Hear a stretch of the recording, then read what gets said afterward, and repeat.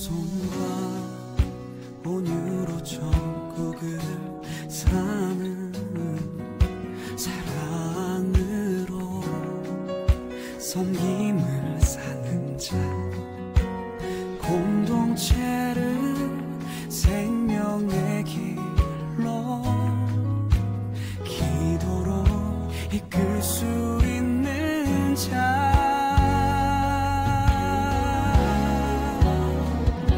그런 사람 이제 내가 되기 원해요. 하나님 편에서 하나님의 사람, 그 한 사람 이제 내가 되기 원해요. 주님 마음에 합당한 축복의 사랑,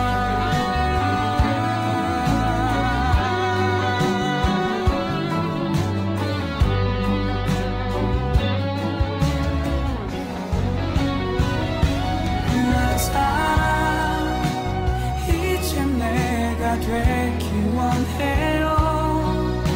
하나님 편에서 하나님의 사람, 그 한 사람 이제 내가 되기 원해요.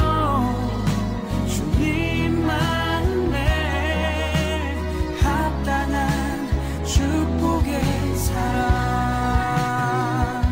그 한 사람 내가 되기 원해요.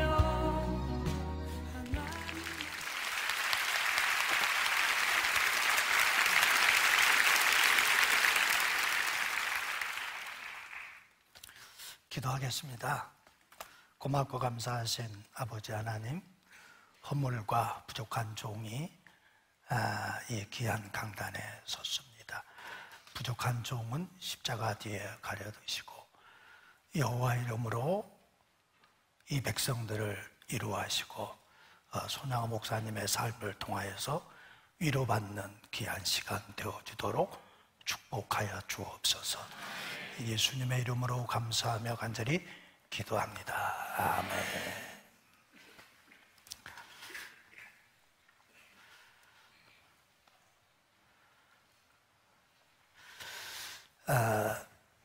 다니엘 기도에 참여한 모든 교회와 성도님들께 여호와 이름으로 위로받고 손양호 목사님의 삶을 통하여서 위로받는 귀한 시간 되어지시기를 주님의 이름으로 간절히 축원하여 드립니다. 20세기에 대한민국이 낳은 그 사랑의 사도 손양훈 목사님은 기독교에 있어서 세계적으로 또 부끄럽지 않는 인물이고 세계 역사 속에 자랑하고 그 정신을 계승해야 할 우리 믿음의 선진 귀한 목사님이신 줄로 믿습니다. 옛날 그 안영주 목사님은 그 원수까지 사랑하면서 하나님의 사랑을 온몸으로 실천했던 그의 생애를 더 이상 다른 말로 표현할 길이 없어서 사랑의 원자탄 그렇게 명명하셨습니다. 그 사랑의 성자로 알려진 손양호 목사님의 삶을 지배해온 근본 정신은 한마디로 하나님의 사랑입니다. 그 손 목사님의 장녀 그 손동희 권사님을 그 부친을 기억할 때마다 한마디로 정의하셨어요. 예수 중독자. 저는 사랑의 원자탄이라는 말보다는 그 권사님이 늘 저에게 말씀하신 그 예수 중독자.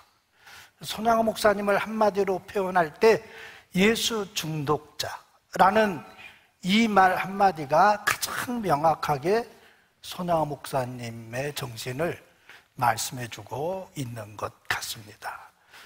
오늘 사랑의 헌금에 보니까 그 중독자의 재활 치료 프로그램이 나오는데 그 21세기의 한국 교회가 예수의 중독자가 되어서 살아갔으면 좋겠어요. 저도 예수 중독자가 되고 우리 한국교회 모든 성도님들도 예수 중독자. 그래서 예수에서 빠져나올래야 빠져나올 수가 없는 그 복된 삶을 저와 여러분들이 삶으로 살아내시기를 간곡하게 간청하여 드립니다. 우리 옆에 사람에게 한번 인사 나눠볼까요? 예수 중독자 되어서 살아갑시다.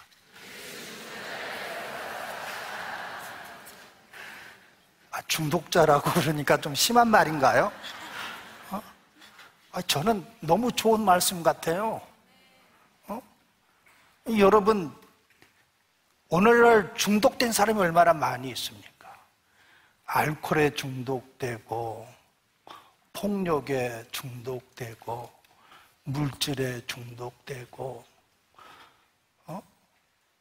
그렇지만 예수 중독자만큼 중요한 것은 없는 줄로 압니다. 손양호 목사님의 삶은 하나님의 사랑 안에서 유기적으로 그 세 가지의 정신이 나타났어요. 한마디로 말하면 하나님의 사랑이지만 그 하나님의 사랑 안에 세 가지가 유기적으로 나타났는데, 하나는 저항 정신이고, 두 번째는 사랑과 용서의 정신이고, 세 번째는 일사각오의 정신이에요.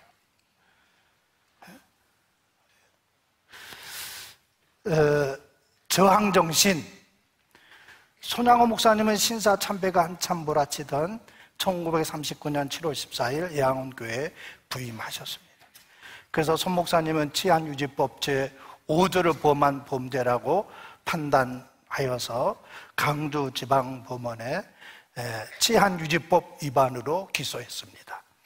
그때 조사받았던 체형 조사에 의하면 손양호 목사님은 세 가지 이유로 인해서 신사참배를 반대하셨어요.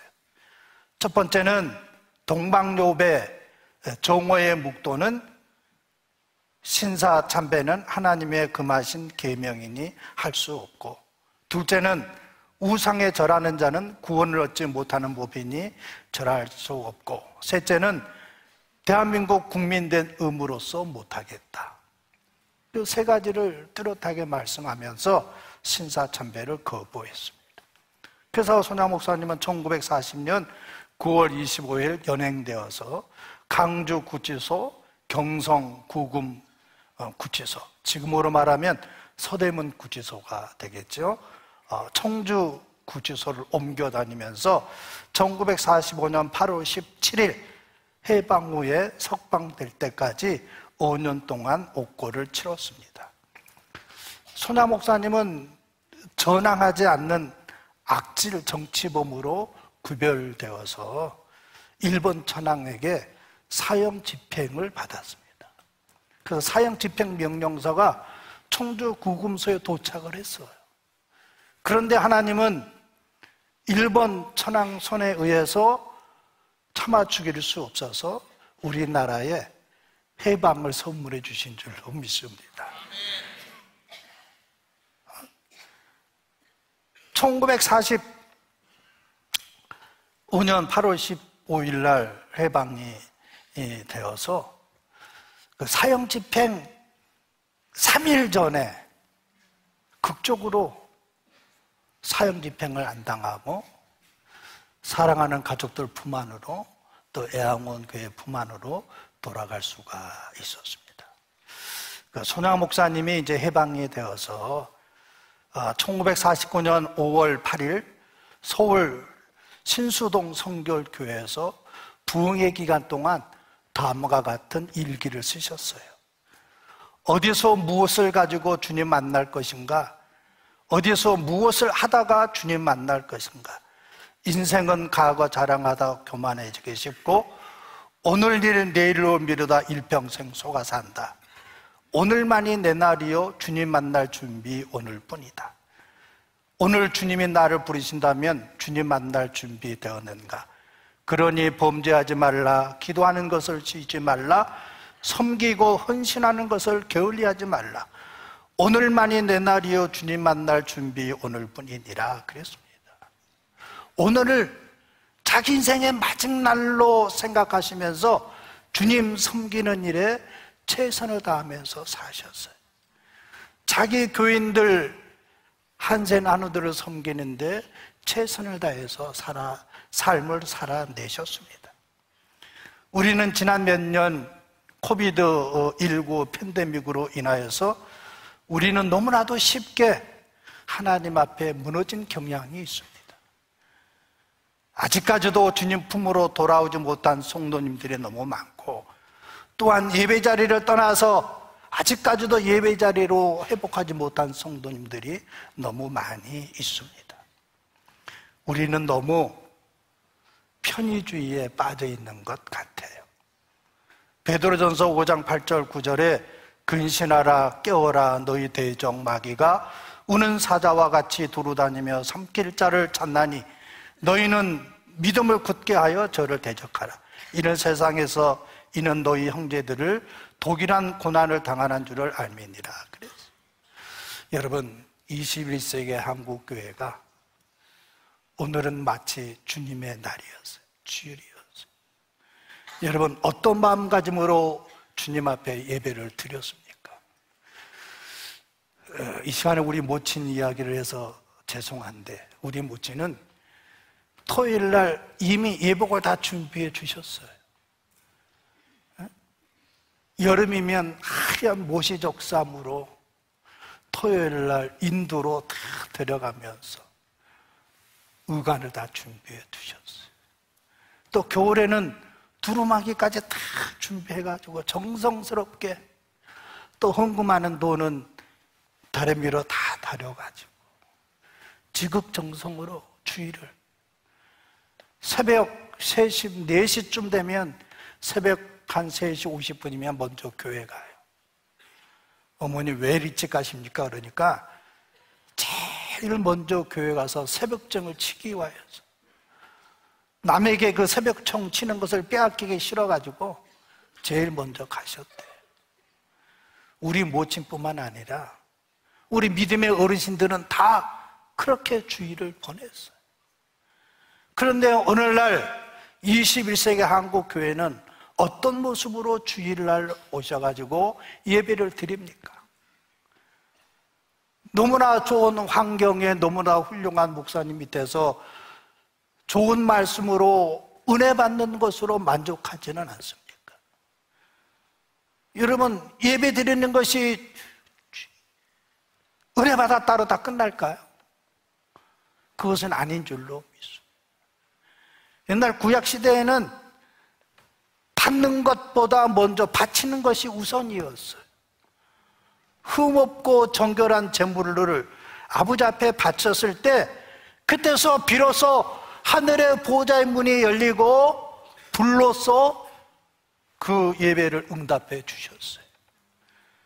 여러분, 송목사님처럼 오늘 주님 앞에 마지막으로 우리가 예배드린다라는 심정으로 아버지 앞에 몸과 마음과 정성과 시간과 목숨을 다 바쳐서 주 여호와 하나님을 찬양하고 경배하고 예배드릴 때, 하나님은 그 예배를 가장 기쁘시게 받으시고 흠량하여 주실 줄로 믿습니다. 그저 대충 와가지고 대충 시간 때우다가 은혜 받고 가는 그런 것은 예배가 아니에요.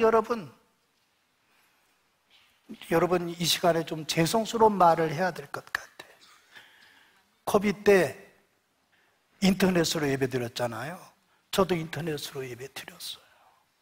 30분 전에 이렇게 의관 다 준비하고 자녀들도 다 준비해서 정성스럽게 예배 드렸어요. 근데 보름이 지나니까 이게 이거 잊지 않고 있더라고요. 응? 또 어쩔 때 보니까 뭐 이것도 아니고 이제 이것도 안 하고 있더라고요. 어떨 때 보니까 이제 양복은커녕 추리닝 바지로 이렇게 의자에 탁 이러면서 예배 드리고 있더라고. 우리 자녀들은 머리가 떡대가지고 나와서 예배 드리고.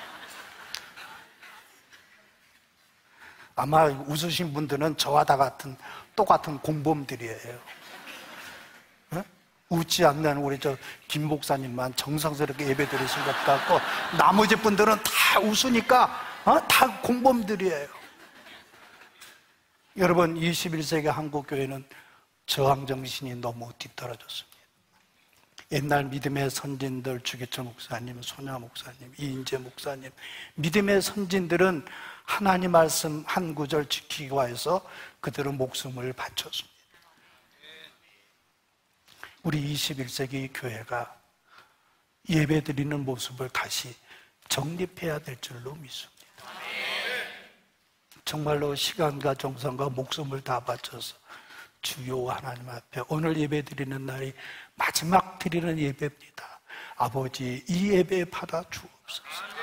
이 예배 받아줘야 내가 살아납니다. 내 교회가 살아납니다. 내 민족이 살아납니다.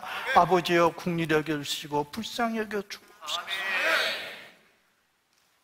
여러분, 간절한 마음, 애절한 마음, 애통한 마음, 겸손한 마음, 주님이 골고다 언덕에 몸부림치는 그 기도, 우리 예배 전에 그런 몸부림치는 기도가 있어야 되지 않겠어요?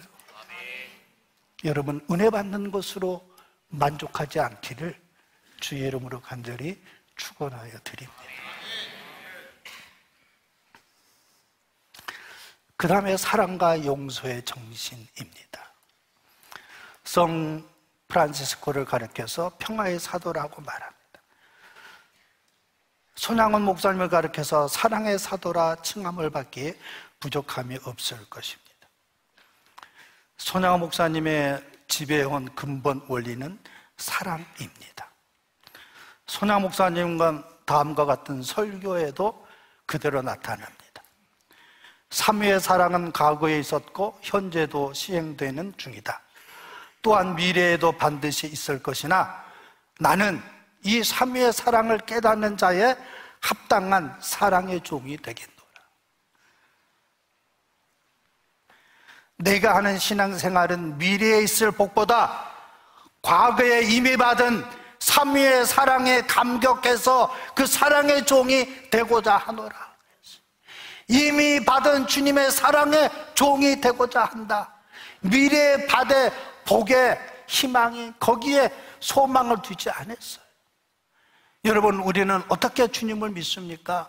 미래에 소망이 있기 때문에, 미래의 복을 바라보기 때문에 우리는 열심히 신앙생활하고 있지 않나요? 그러나 손 목사님은 미래보다는 과거에 받은 사랑의 삼위의 사랑에 감격해서 나는 그 사랑의 종이 되고자 한다. 여러분, 우리 모두 나를 사랑하신 그 주님의 사랑의 종이 되어지고 노예가 되어지시기를 주의 이름으로 간절히 축원하여 드립니다. 손 목사님의 사랑의 정점은 원수를 사랑함에 나타나 있습니다. 당시 순천중학교, 순천사범학교는 좌와 우익으로 나뉘어서 갈등과 대립 속에 있었을 때 1948년 10월 19일 여수 순천 사건이 일어나면서 10월 21일 두 형제는 자익 활동에 의해서 연행되어서 순천경찰서 뒷마당에서 총에 피살 순교 당하셨습니다. 그때 나이 동인이는 2세, 3세, 동신이는 18세, 18세의 나이로 하나님의 부르심을 받게 되었습니다.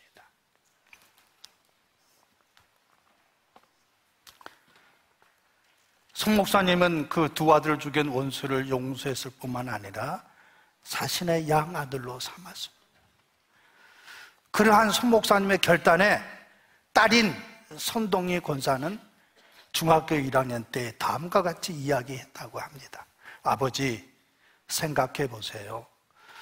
용서했으면 용서했지 아들을 삼겠다는 것은 또 무엇인가요? 아버지가 그놈을 아들로 삼으면 내게는 오빠가 될 텐데 나더러 그 원수를 오빠라고 부르라는 말입니까? 그거는 안 될 말입니다. 아버지는 예수님을 믿어도 너무 유별나게 믿습니다. 이 말에 손 목사님은 딸에게 동희야, 성경 말씀을 자세히 읽어보아라. 성경 말씀에는 분명히 원수를 사랑해라고 했다. 용서만 가지고서는 안 된다. 그 학생을 살려준 것만으로는 부족하다는 뜻이다. 원수를 사랑해라고 했으니 사랑하기 위하여서 아들을 삼아야 하지 않겠니? 아브라함은 100살에 얻은 외아들 이삭을 하나님 명령 한마디에 모리의 제단에 칼로 찌르라는 명령을 받지 않았더냐? 너는 어떻게 생각하냐? 그 시험이 이 시험보다 더 힘들다고 생각하느냐? 너는 어떻게 생각하느냐? 손양호 목사님은 자신의 두 아들을 죽인 안재선을 양아들로 삼고 극진히 사랑할 뿐만 아니라 그 아들을 고려 보통 성경학교에 입학시켜서 전도사로 키워내는 그러한 삶을 실천해 내셨습니다. 상상할 수도 없는 원수까지 사랑하셨던 주님의 위대한 사랑이 아니고서는 할 수가 없는 일이지. 여러분, 제 아들이 이제 군대에 입대했어요. 그래서 이제 해안경비초소에서 열심히 근무하고 있는데, 걔가 초등학교 1학년 때 하루는 동네에서 맞고 들어왔어요. 그래서 저는 그때 이제 그 현장에 없었는데, 우리 어머니와 제 남동생이 우리 아들의 손을 붙잡고 어디로 갔겠어요? 예? 걔를 데리고 동네 태권도장으로 데리고 갔어요. 그래서 그때부터 열심히 노란 띠 딸 때까지 열심히 가르쳤어요. 여러분, 부모의 심정은 그런 거예요. 인간의 힘으로는 어찌 두 아들을 죽인 사람을 용서할 수 있겠어요? 그것은 사람의 힘으로 하는 것이 아니에요. 우리 믿음의 능력으로 하는 것이 아니에요.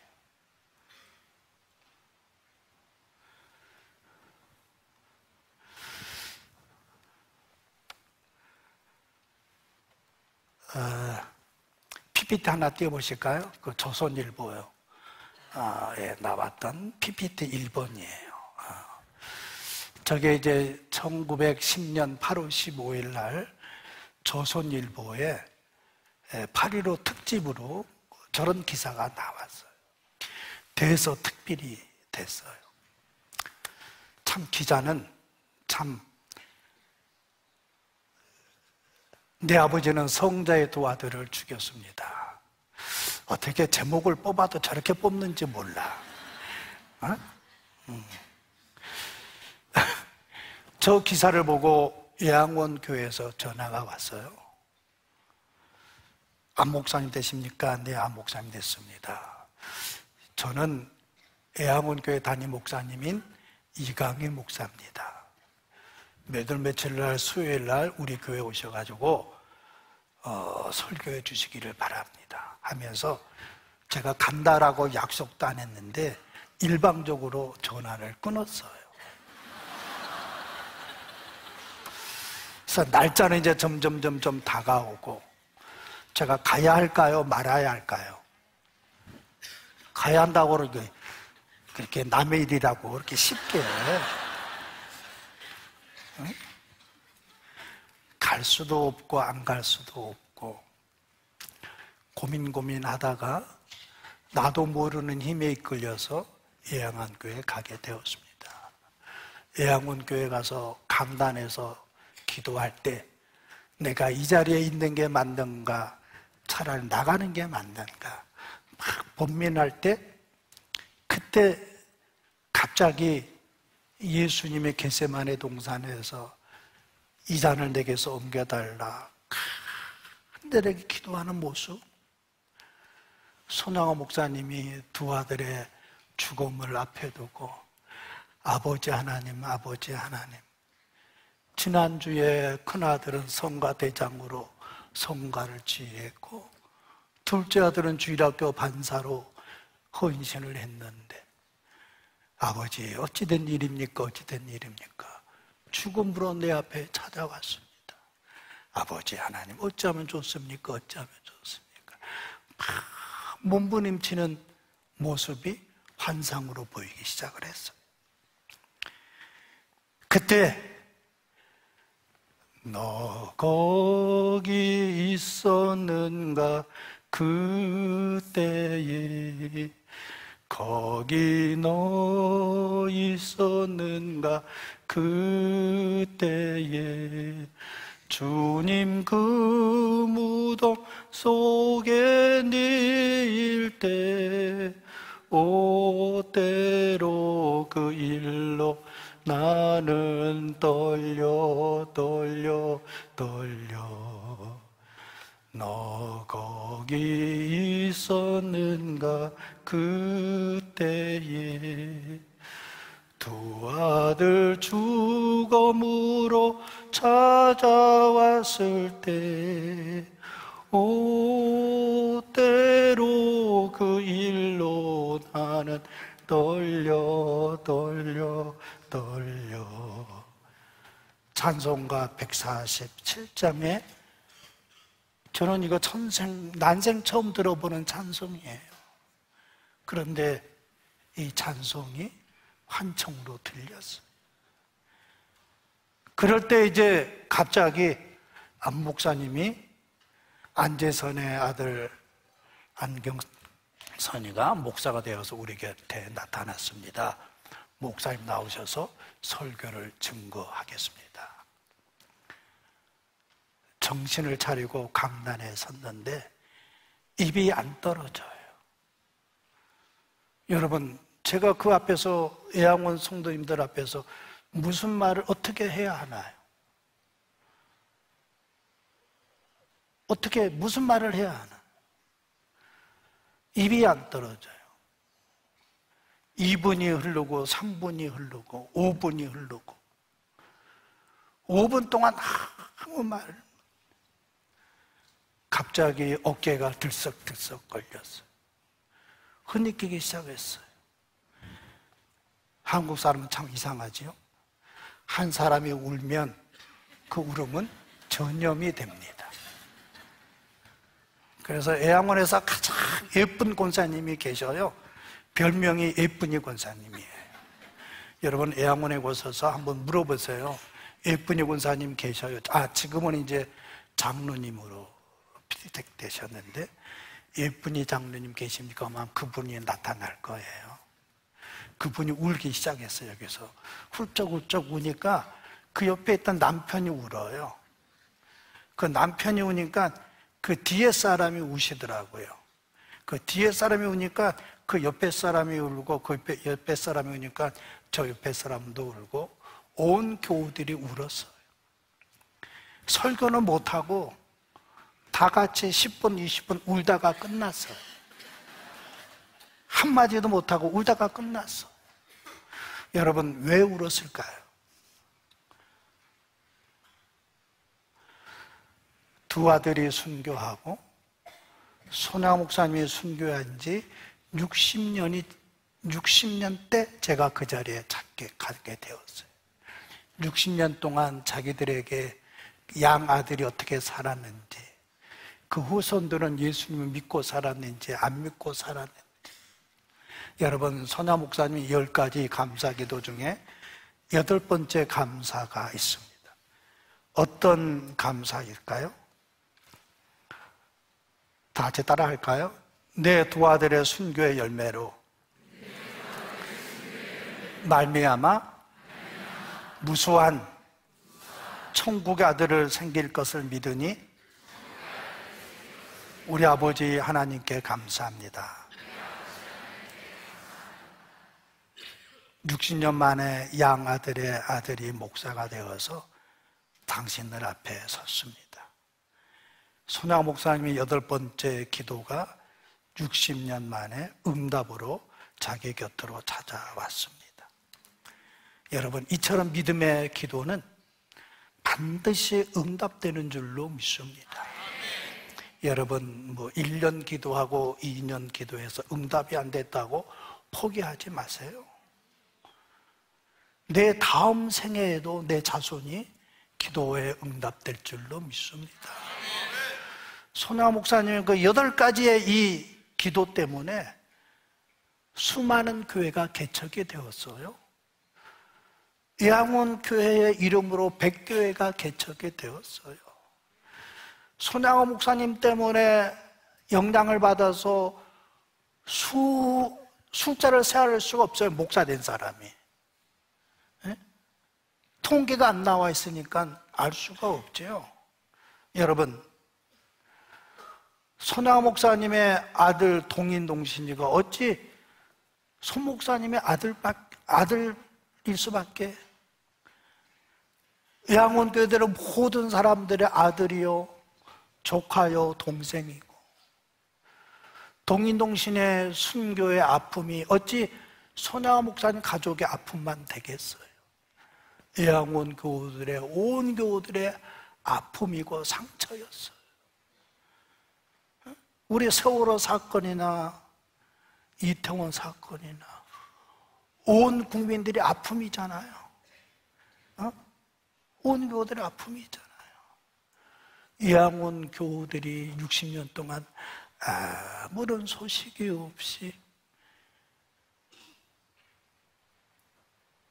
60년 만에 나타났으니 하나님의 사랑으로, 하나님의 섭리로 목사가 되어서 나타났으니 울음바다가 될 수밖에 없었겠지요.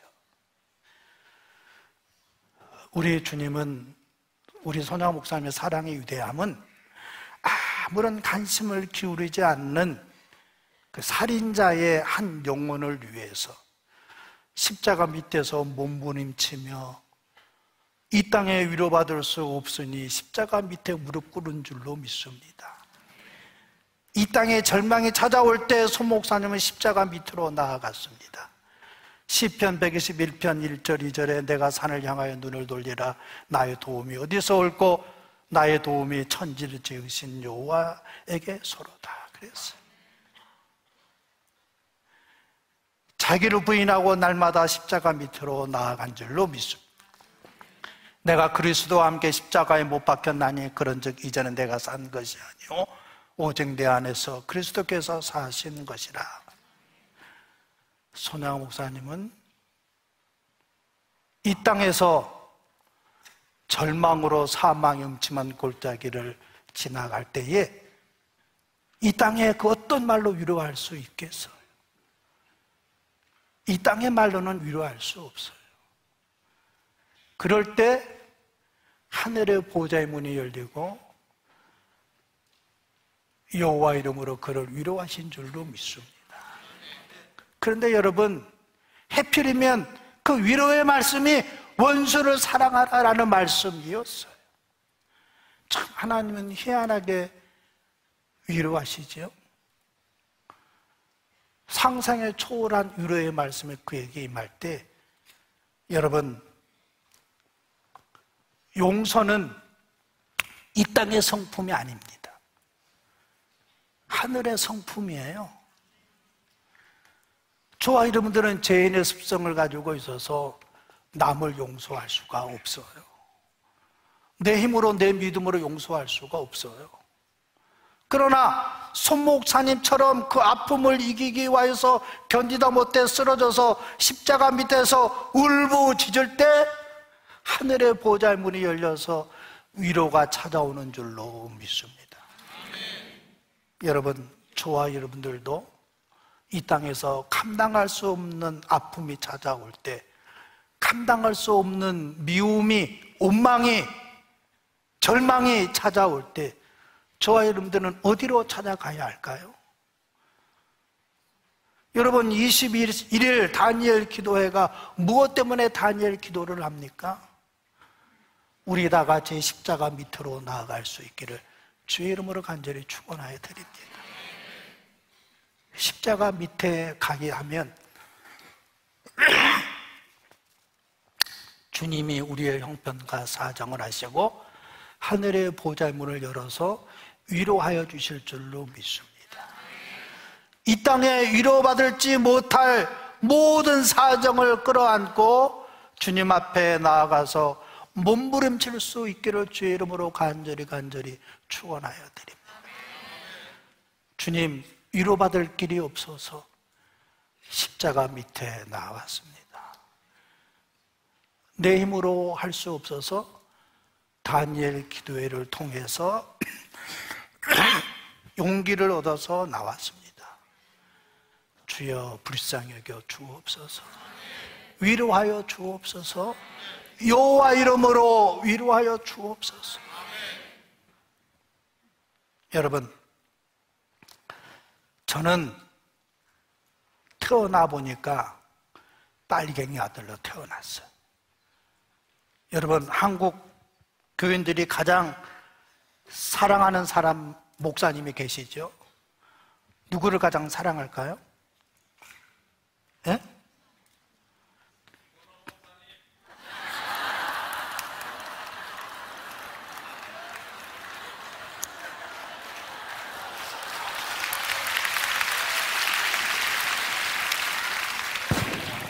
한번 일어나 보세요. 네? 아니, 한번 일어나 보세요. 누구예요? 네?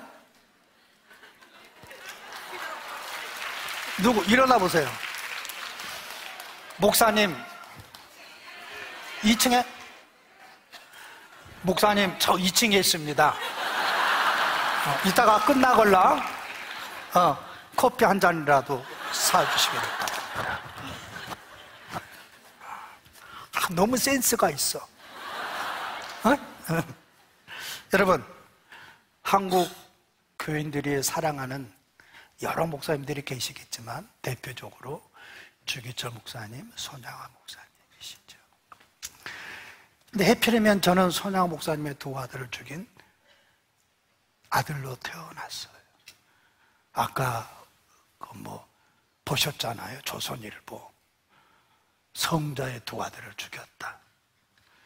여러분, 사람은 누구 밑에서 태어났느냐가 중요하지 않아요. 중요하지 않아요, 여러분. 하나님은 불공평한 하나님이니까 공평한 하나님입니까? 저는 불공평한 하나님 같아요. 아니, 내가 부모님을 선택한다면 여러분 아마 이 자리에 아무도 없을 것 같아요. 저는 부모님을 선택해서 태어나라 그러면 이병철 아니면은 정주영 아니면은 저 사람처럼 김원효 목사님 아들, 아니면 조용기 목사님의 아들, 아니면 세계적인 지성자의 아들, 그런 아들로 태어나고 싶지. 누가 빨갱이 아들, 그것도 손양화 목사님을 그것도 아들이 하나도 아니고 둘씩이나 죽인 아들로 태어나고 싶겠어요. 저는 그 사실이 죄가 그래서 무서운 거예요, 여러분. 죄의 올무가 제가 평생 그 싸움과 싸웠어요.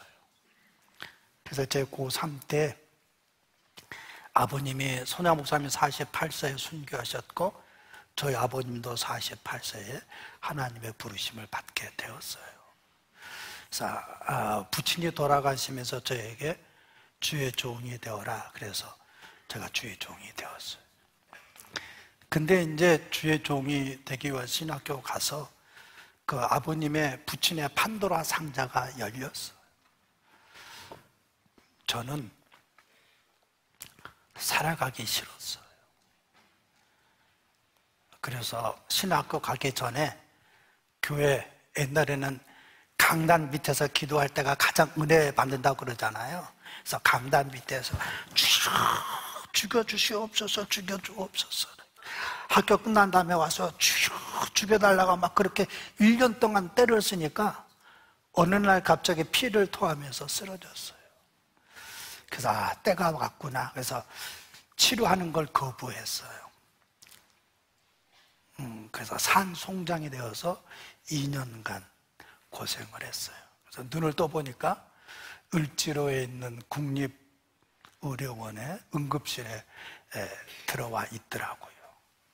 그래서 이제 10시간이 넘는 폐절제 수술, 오른쪽을 절제했어요. 그래서 옛날에는 기술이 없어서 이게 다 복귀를 했어요. 그래서 이렇게 갈비뼈 2대 뜯어내서 그 사이로. 그래서 이렇게 공간이 비니까 갈비뼈를 접었어요. 그래서 여러분 보면 이렇게 왼쪽으로 이렇게 찌울려 갔잖아요. 그래서 이제 중환자실에 있는데 중환자실 침대 위에서 어느 날 나무에서 못 박힌 사람이 피를 뚝뚝뚝 흘리고 있더라고요. 그러면서 그 사람이 나한테 야, 너의 부친은 동인동신이를 죽였지만 너는 나를 죽인 죄인이니라. 나는 그때까지 내가 주님을 죽인 줄 몰랐어. 2000년 전에 로마 병정 이스라엘 사람들의 십자가에 못 박힌 그 예수님인 줄 알았어요.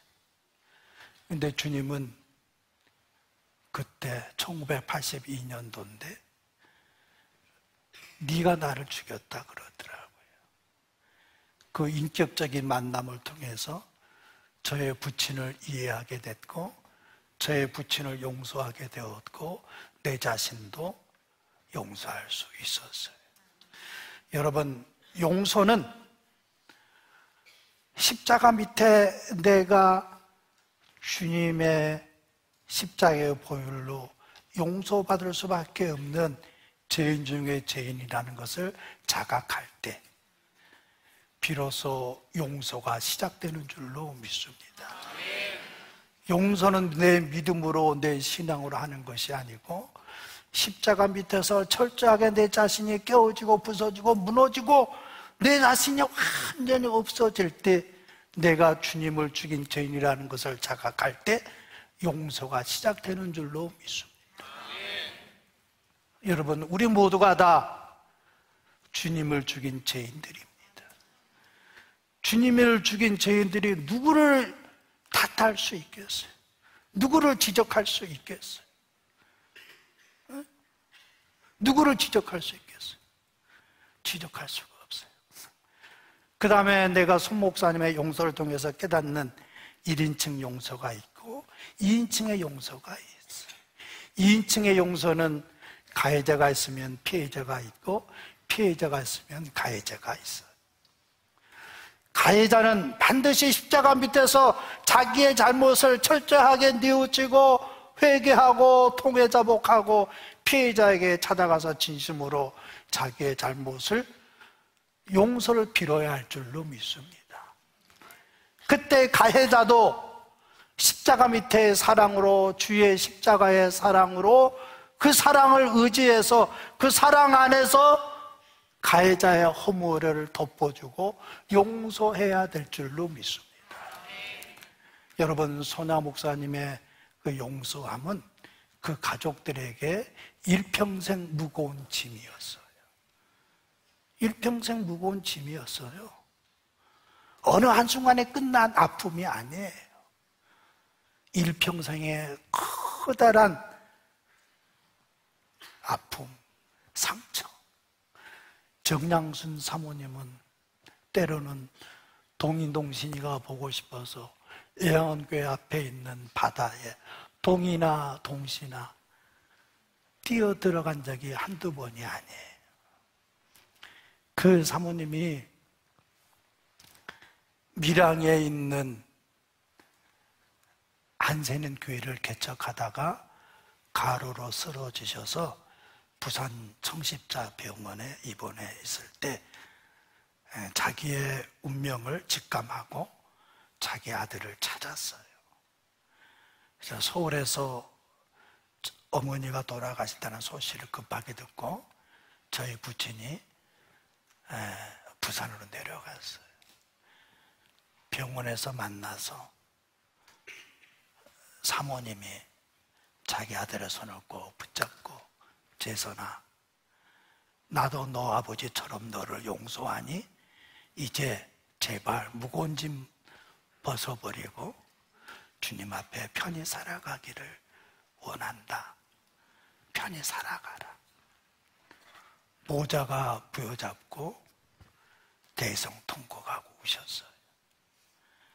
그 다음에 손동희 권사님은 일평생 그 아픔이 너무 커서 실어증으로 매 밤마다 총소리를 환청으로 듣고 말을 잃어버리면서 살았는데 부흥회 때 은혜 받고 깨달아서 사시다가 저희 부친이 1978년 12월 16일 날 소천하셨는데 소천하시기 보름 전에 그 고모를 불렀어요. 그때 서울에서 만났어요. 야, 동희야, 내가 너와 헤어지면 이제 하늘나라 갈 텐데 하늘나라 가면 동인동신이 앞에 무릎 꿇고 진심으로 내 잘못을 용서를 구할게. 그러니 너도 나를 용서해 주면 안 되겠니? 평생을 원망하며 한우로 자리 잡고 있다가 마지막 죽어가는 사람의 모습을 바라보고 하늘문이 열려서 주의 사랑을 자기를 충만하게 감싸 안을 때 두 사람은 통곡하고 두세 시간을 통곡하면서 우셨다고 그래요. 그래서 그 만남 후에 보름 후에 하나님의 부르심을 받게 되었습니다. 여러분, 용서는 그렇게 하루아침에 쉽게 되는 게 아니에요. 그래, 내가 너 용서해 줄게. 쉽게 되는 게 아니에요. 십자가 밑에서 그 사랑을 충만히 경험할 때 내가 주님의 내 죄값을 주님의 내 죄값 때문에 십자가에서 엘리 나마 사막달 엘리 나마 사막달 아버지여 나를 어찌하여 버리시나이까. 처절한 몸부림이 있었듯이 그 처절한 그 애절하고 애통한 그 사랑을 깨달을 때 가해자는 피해자에게 용서를 구할 수 있고 피해자는 가해자를 용서할 수 있는 줄로 믿습니다. 그 다음에 가장 용서하기 어려운 게 3인칭의 용서예요. 여러분, 사회에서 어떤 사람이 잘못하면 그 사람은 그냥 매장되잖아요. 그렇잖아요. 근데 성경에 보니까 가늠하다 현장에 붙잡혔어요. 주님 앞에 끌고 와서. 그때 주님이 그랬잖아요. 죄 없는 자가 돌로 치라 할 때 모든 사람들은 돌을 내려놓고 그 현장을 다 빠져나갔어요. 우리 주님도 현장에 잡혀있는 그 여인에게 나도 너를 정죄하지 않노니 다시는 이와 같은 죄를 범하지 말라. 그를 용서해 줬어요. 여러분, 우리 21세기 한국 사회는 너무 계층 간의 갈등이 심합니다. 그 다음에 진영 간의 갈등이 너무 심해요. 교회 안에서도 우익이 있고 좌익이 너무 갈등이 너무 심해요. 우리 주님은, 우리 손양호 목사님은 신사참배가 끝나고 해방이 되었을 때 한국교회가 신사참배를 안 한 사람 또 한 사람 양측 간의 갈등이 심할 때 우리 손 목사님은 통합을 외쳤어요. 통합을 외쳤어요. 손양호 목사님은 자기를 죽이는 공산당을 향하여서 당신도 예수님 믿고 천당 가시기를 바랍니다. 공산당에게 총 맞는 그 순간에 공산당에게 전도하셨어요. 공산당이 그런 손 목사님이 너무 괘씸해서 총 맞아 쓰러져 있는 손양 목사님을 개머리판으로 입을 다 짓여겨놨어요. 그래서 손양 목사님의 장례식 사진 보면 솜으로 다 가려져 있어요. 왜? 입에 형틀이 없을 정도로 짓여겨놨기 때문에. 여러분, 손양호 목사님은 당신을 향해서 청소년 공산군에게도 예수 믿고 전당 가시기를 바랍니다. 여러분, 21세기 한국 사회가 아무리 갈등이 심하다 할지라도 해결할 수 있는 방법이 있는 줄로 믿습니다. 손양호 목사님 그걸 우리에게 보여주셨어요. 한국 교회는 잃어버린 십자가의 사랑과 용서의 정신이 회복되어야 할 줄로 믿습니다. 아무리 죽을 죄를 졌다 할지라도 나는 그를 용서할 수 없지만 주님은 용서하셨기 때문에, 여러분, 주님이 용서하셨기 때문에 그 어떤 죄인도 우리도 다 같이 용서할 수 있는 줄로 믿습니다. 주님이 용서하지 않았다면 우리도 용서하지 않고 정죄할 수 있어요. 그러나 주님이 정죄하지 않고 용서했기 때문에 우리도 그 주님의 사랑을 본받아서 손양호 목사님처럼 내 권리를 십자가에 못 박아버리고, 나는 죽어질 때 내 감정도 죽고 내 생각도 죽고, 여러분, 감정이 죽고 생각이 죽으니까 뭔 생각이 있겠어요? 주의 사랑으로 모든 갈등에서 치유되어지는 저와 여러분 되어지시고, 우리 한국교회가 되어지고 내 나라 내 민족이 되어지시기를 주의 이름으로 간절히 축원하여 드립니다. 그 다음에 이제 마지막 일사각오의 정신이에요. 일사각오의 정신. 배 있는 PPT 한번 띄워보실까요? 손양호 목사님이, 저건 이제 우리 NGO 사무실인데, 하나는 오른쪽은 저기 요트인데, 손양호 목사님의 마지막 피난 가셨던 피난선 배라고 제가 사놨어요. 그 다음에 이제 왼쪽은 손양호 목사님의 흉상이고, 제가 이제 어떤 결정을 해야 할 때마다 저 배 앞에서 손 목사님 흉상 앞에서 물어요. 목사님 같으면, 할아버지 같으면 어떤 결정을 했습니까? 그런 이제 습관이 생겼어요. 그 손 목사님도 6.25가 일어났을 때, 그때 그 당시에 애양원 교우들이 1200명이 계셨는데, 피난선을 타고 가까운 남해나 부산으로 다 피난 가셨어요.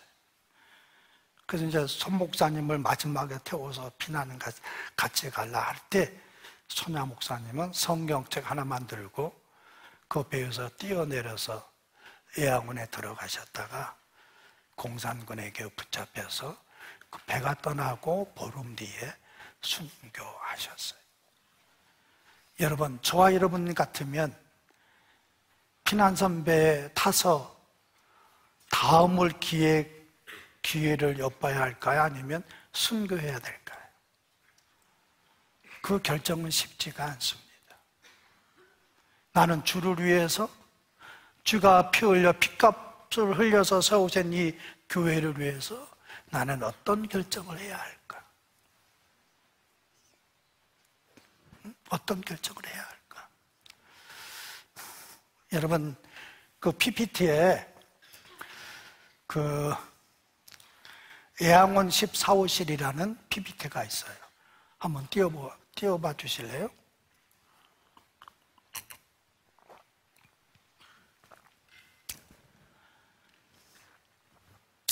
그 2010년도에 2010년에 그 조선일보에 그렇게 큰 대문짝만하게 났잖아요. 그래서 이제 그 설교가 끝나고 삼보자 묘소 앞에 갔었을 때 하나님이 첫날에 김 목사님께서 그 말씀을 받아서 기도합시다 그랬는데, 그 말씀이 임했어요. 이사야 40장 1절, 여호와 이름으로 내 백성을 위로하리라. 손양호 목사 이름으로 내 백성을 위로하리라. 그 말씀을 주셨어요. 그 말씀을 주신 후고 3년 후에 KBS에서 성탄 특집 죽음보다 강한 사랑이 나왔어요. 2014년도에 영화관에서 영화를 했어요. 그 사람, 그 사랑, 그 세상.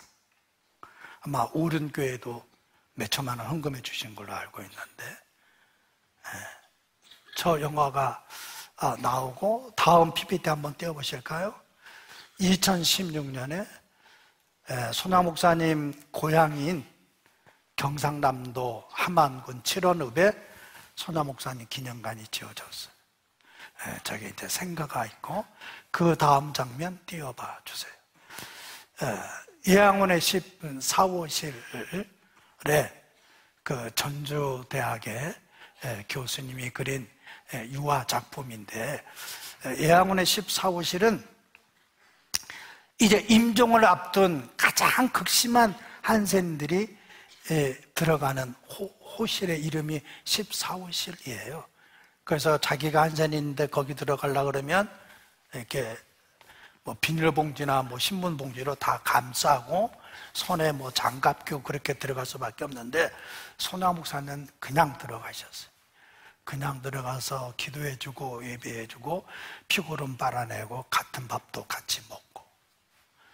그런데 이제 그 14호실을 이제 걸어놨는데, 거기에 이제 손아 기념관에 1층이 있고 2층이 있고 1층이 있어요. 그러니까 1층에 이제 손아 목사님의 일대기를 유화작품으로 그린 그 마지막 그 장소에 제가 이제 한 1시간에 걸쳐서 제가 설명을 할 때, 이제 지쳐가지고 내 사무실로 들어가려고 그러는데, 저 성경책을 보는 순간 예수님이 나에게 질문을 했어요. 안 목사, 네, 저 성경책이 누구의 성경책이냐? 여러분, 저 성경책 누구의 성경책일까요? 예? 손 목사님 보셨던 성경책이에요. 그래서 손 목사님 보셨던 성경책입니다.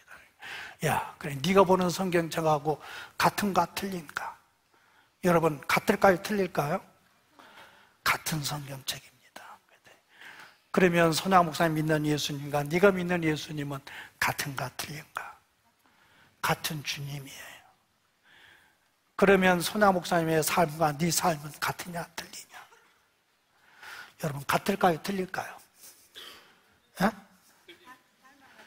강사에게 대놓고 틀렸다 그러니까 이건 뭐 빈정상해서 그냥 내려가야 될 것 같은데, 센스 있게 모르겠습니다. 그래야지 이건 뭐 기분 좋아서 할 텐데 대놓고 뭐 안 한다 그러니까 빈정이 상해도 너무 상합니다. 여러분, 손아 목사님의 삶은 저 동쪽에서 사셨던 삶이라면 나는 저 서쪽에서 살았던 삶 같아. 사무실에 들어와서 울 수밖에 없었어요. 하나님 아버지, 나는 이제 남은 삶을 어떻게 살아가는 게 좋겠습니까? 예수님 믿는 사람으로서, 손양원 손자로서, 손양원 기념관의 관장으로서 이제 남은 삶을 아버지 하나님 어떻게 살아가야 합니까? 울부짖을 때 하나님은 나에게 물으시더라고요. 그때 이제 저는 부룬디에 있는 한센인들을 위해서 함안군에 정식 휴가 요청을 해서 1년에 2달, 그러니까 이제 구정 때 21일, 또 추석 때 21일 정식 허가를 맡아서 선교를, 단계 선교를 갔다 왔는데, 주님이 나한테 물었어요. 야, 너는 그렇게 한센에 선교 갔다 오니까 기분이 좋니? 네, 기분이 좋습니다. 할아버지의 사랑을 계승받아서 한센인들을 후원하니까 기분이 좋습니다. 너는 기분이 좋아도 나는 기분이 나쁘다 그러더라고요. 여러분, 누구의 기분이 좋은 게 좋을까요? 주님께서 기뻐하시는 게 더 좋겠죠. 그래서 주님, 그럼 내가 어떻게 해야 주님의 기분이 좋아지겠습니까? 야, 안 목사, 네, 윌슨 선교사, 토플 선교사, 손양원 목사는 한센인들과 함께 울고 함께 웃었다. 너도 남은 삶을 그렇게 살아갔으면 좋겠다. 여호와 이름으로 내 백성을 위로하리라 라는 말씀이, 하나님은 그 대상을 좁혀서 한센인이라는 것을 나에게 또다시 말씀해 주셨어요. 여러분, 한센인이 지구상에 얼마나 있을까요? 4천만 명이 있습니다. 아프리카에 2,500만, 동남아시아에 2,500만. 그래서 내가 물었어요. 그 손야 목사님 탔던 그 마지막 배, 또 그 손야 목사님 흉상 앞에서, 목사님, 나 앞으로 이제 간잠을 계속 해야 됩니까? 그만해야 됩니까? 손야 목사님이라면 어떻게 했겠습니까? 손야 목사님은 이제 이 땅에 우리나라 한센인들이 안 계시니까 땅끝으로 갔을 것 같아요. 땅끝 한센인들에게. 그래서 땅끝이 어딘지 조사했어. 그랬더니 부룬디가 나왔어요. 부룬디가 지구촌에서 가장 가난한 나라, 세계 빈국 1위예요. 1년의 GNP가 235달러가 안 되는 최고의 빈국. 그래서 거기로 가기로 결정을 하고, 손야 목사님의 순교 70주년 때 2020년에 외교부에서 허락을 맡아서 손사랑 브릿지, 손야 목사님의 사랑을 아프리카 한센인들에게 전달하자. 그래서 2020년 다시 113호 외교부에서 정식 NGO 허가를 받고 재정기획부에서 민간인 후원단체로 지정까지 다 받은 후에 2020년 10월에 애양원 교회에서 부룬디 한센인 선교사로 파송받고, 또 2020년 10월 달에 중동 학교, 손야 목사님이 신사참배 때문에 부친이 이제 3.1 만세운동을 해서 중동학교에서 퇴학을 당했어요.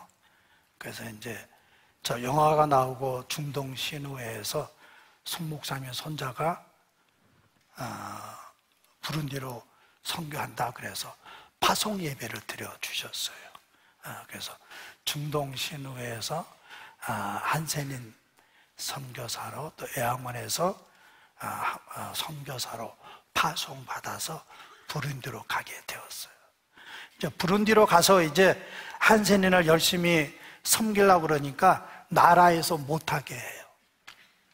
거기도 법이 있어서 NGO를 만들어야 되는데, 이제 뭐 한국에서 이제 NGO를 만들었기 때문에 프랑스 대사관에 가서 다 번역하고 인정받고 공증 서가지고 이제 그 서류를 가지고 왔는데, 그걸 인정하는 대신 자기 나라에 30만 불을 디파짓 하라고 그래요. 3억을. 안 목사가 3억이라는 돈이 있을까요? 없을까요? 제가 돈이나 좀 있게 생겼잖아요. 가난하게 생기지는 않았죠. 근데 이제 그러나 그런 돈은 없어요. 그래서 이제 아버지 앞에 울면서, 이제 한국에서 이제 뭐 한센은 선교한다고 소문은 동네방네 다 났는데 3억이 없어가지고 이제 가게 생겨서 짐을 싸서 한국으로 돌아오려고 그럴 때 기적이 일어났어요. 보사부 장관을 만나게 되었어요. 그래서 보사부 장관을 만나서 손사랑 브릿지 비전을 얘기했어요. 한센인들을 치료하고 저들을 후원하겠습니다. 그랬더니 보사부 장관이 그럴 재정이 있느냐? 돈이 없습니다. 그 사람, 그 보사부 장관도 참 당돌하죠. 그럼 너 무슨 돈으로 이 일을 감당할래? 그러니까 우리가 110년 전에 우리나라가 지구의 땅끝이었을 때 한센인들이 많았었는데, 그때 미국 선교사님들이 우리나라에 와가지고 도와줬습니다. 자, 우리가 그래서 이제 사랑의 빚을 졌기 때문에 우리도 한국교회의 도움을 받아서 그들을 돕겠습니다. 그러니까 그들이 그 진정성을 알고 세계 단체에서 한센인 선교하기로 서류가 올라왔는데, 손사랑 브릿지에 손을 붙잡아서 부룬디에서 독과점으로 우리만 한센인들만 접촉할 수 있고 치료할 수 있고 그를 도와줄 수가 있어요.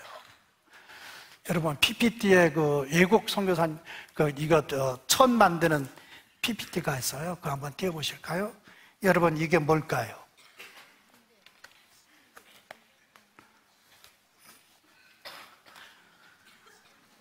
그 당시에 미국 사람들이 썼던 침대보예요. 침대보. 미 선교사님들이 본국에 편지 썼어요. 압박붕대가 없어서 저들을 치료하지 못하니 압박붕대를 보내주시기를 바랍니다. 그래서 여전도 회원들이 자기 침대불을 뜯어서 이렇게 압박붕대를 만들어서 일불 이불과 함께 샌프란시스코 항구에서 보내면 인천 항구에 도달해서 애양원으로.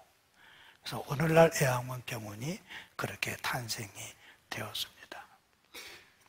여러분, 우리 눈에 한센인들이 안 보이지만 부모가 버리고 이웃이 버리고 나라가 버렸던 한센인들을 애국 선교사님들은 오셔서 또 손양 목사님은 자기 가족보다 더 그들을 사랑했습니다. 사랑에 빚진 자가 갚아야 할 때가 아니겠습니까? 여러분, 손사랑 브릿지는 하나님이 나에게 주신 개인적인 NGO 단체가 아니에요. 한국교회 주신 NGO 단체인 줄로 믿습니다. 여러분, 부룬디에 UN이라는 기구도 들어가 있어요. 세계 굴지의 NGO도 다 들어가 있어요. 우리나라 대형 NGO도 세 군데나 들어가 있어요. 그러나 그 어떠한 사람들도 한센인들에게 찾아가지를 않아요. 한센인들에게 찾아가지 않아요. 여러분, 복음을 증거하는 사람이 있어야 복음을 들을 게 아니에요. 그런데 유엔도 수많은 대형 NGO도 아무도 찾아가지 않아요. 성령이 임하면 어떻게 된다 그랬죠? 예? 예. 권능을 받아서 알기는 잘 알아요. 예? 알기는 너무 잘 알아. 땅끝까지 이르러 내 증인이 되리라. 여러분, 6.25 전후에 땅끝이 어디였을까요? 우리나라였어요. 지금의 땅끝은요, 사람 관심 속에 벗어나 있는 사람들, 잊혀져가 있는 사람들, 버림받은 사람들이 땅끝에 있는 사람들이에요. 의료의 땅끝. 제가 그 영상에서 보셨잖아요. 그 환자들 찾아가면 난생 처음 의사를 본대요. 저를 가르쳐서 의사 선생님이라고 그래요. 교육의 땅끝. 저 자녀들은 교육을 받을 수가 없어요. 부룬디에서는 전체 교과서가 없어요. 초등학교, 중학교, 대학교, 모든 학교 다 통틀어서 교과서가 없는 나라가 부룬디예요. 여러분, 세계 인권 헌장이라는 것이 있어요. 거기 25조에 의하면 뭐라고 나와 있을까요? 예?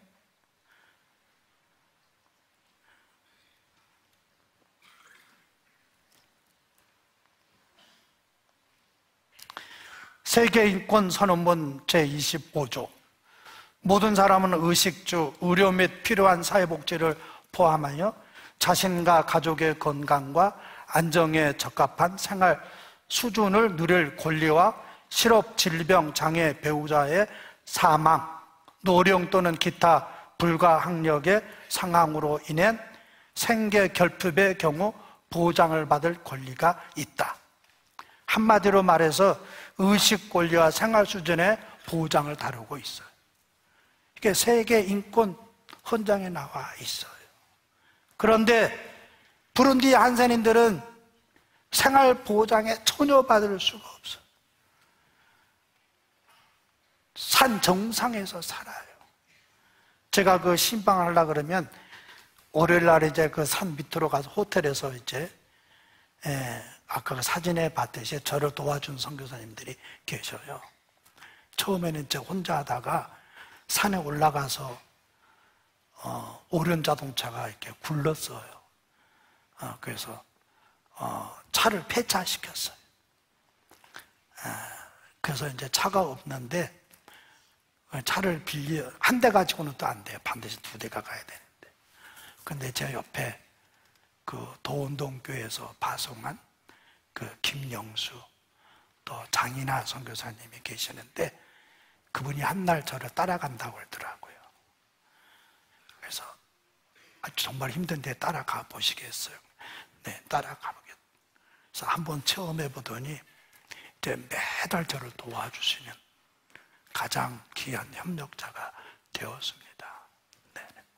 이 자리에 안 계시지만 우리 두 분에게 한번 박수로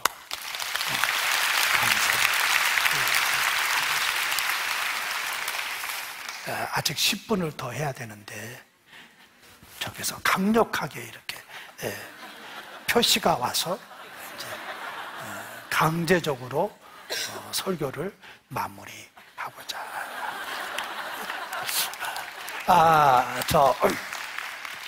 제가 기도하다가 그 이스라엘 백성들이 그 출애굽의 만나로 하나님의 최후를 경험하며 살았듯이 21세기의 만나 사역이 계속되어야 할 줄로 믿습니다. 그들은 하루 한 끼 먹어요. 쥐염 열매로. 그래서 저희들이 한 달에 쌀 10kg, 콩 10kg, 팜오일 그렇게 그들을 제공하는 21세기 만나 사역을 하고 있는데 우리 한국교회가 한 가정씩만 한 달에 5만 원 들어갑니다. 그들에게 후원해 주신다면 너무 고맙고 감사하겠습니다. 잠시 설교가 결가리로 갔지만 우리 다 같이 잃어버린 한 영혼 찾는데 최선을 다할 수 있는 한국교회 되어지시기를 주의 이름으로 간절히 축원하여 드립니다. 아무도 신경 쓰지 않는 살인자의 영혼을 누가 그에게 찾아가서 복음을 증거하겠습니까? 그러나 손양 목사님은 그를 찾아가서 십자가의 사랑으로 복음을 전했습니다. 우리 한국교회가 내 교회의 부흥이 아닌 잃어버린 한 영혼, 상처받은 한 영혼, 버림받은 한 영혼을 십자가 밑에서 찾고 기도하고 그들에게 여호와 이름으로 주님의 사랑으로 위로하는 일에 저와 여러분들이 쓰임받는 그날이 되어지시기를 간절히 축원하여 드립니다. 감사합니다.